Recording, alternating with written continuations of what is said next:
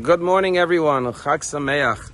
Tonight we begin the last 2 days of the journey of all the holidays, which began with the blowing of the shofar on the first day of Elul. Then we went to Rosh Hashanah, Yom Kippur, the first days of Sukkot, and now we come to Shmini Atzeret and the grand finale, which is Simchat Torah. It's a story told about how one time this father took his son to a great rabbi in Israel known as Rabbi Kanevsky, and he asked him for a blessing. And the rabbi gave the son a blessing for his bar mitzvah that may you merit to complete the entire Talmud. And that's a huge accomplishment. And then later, he took him to another rabbi by the name of Rabbi Israel Me'alau, the former chief rabbi of Israel. And he told him that my son got a blessing from Rabbi Kanevsky to complete the entire Talmud. Rabbi Lau said, I'll give your son a blessing that may he begin the study of the entire Talmud. You know, when you read books, have you ever completed the last chapter, the last paragraph of a book in your life and then turned it around and started all over again from the beginning? Well, you most probably never did that with an ordinary book. But Jews, for thousands of years, have a tradition that on Simchat Torah, which is Tuesday morning, we finish the Torah and immediately we roll the Torah back to the beginning and start all over again. Because you see, everyone could start all over.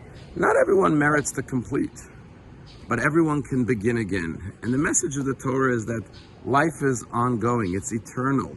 There's no interruption, there's no pause in life. You're either growing, or you're receding in life. You can never stand still in the same place. And since our lives are always evolving and always changing, there's always new understanding and new insight. When I start the Torah anew this year, I see it through a new set of eyes, new lens, new perspective, because my life has changed. I've grown, and therefore I see new messages, new inspiration, new ideas, because the Torah is a living, eternal document. But here's the interesting thing about Simchat Torah. On Monday night, everyone's invited to the synagogue. We're just going to dance and kiss the Torah and hug the Torah, which is very unique.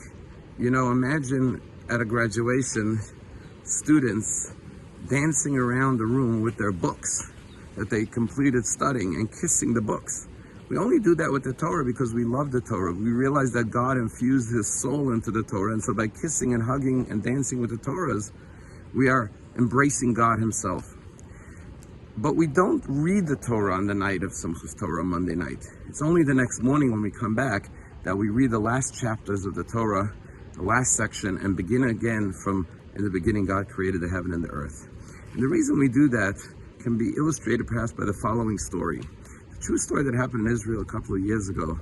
Tragically, a community in Kiryat Shalom came to the synagogue on the morning of Rosh Hashanah.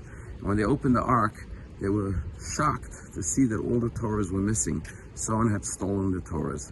Well, they immediately reported to the police department.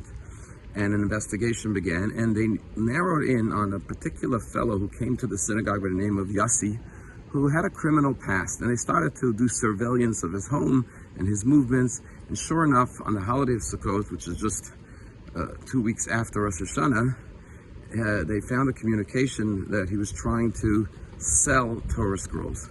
So they set up a sting operation where they sent 2 undercover police officers to a meeting to meet with him. They responded that they're interested, and these undercover police officers pretended to be rabbis who want to buy Torahs.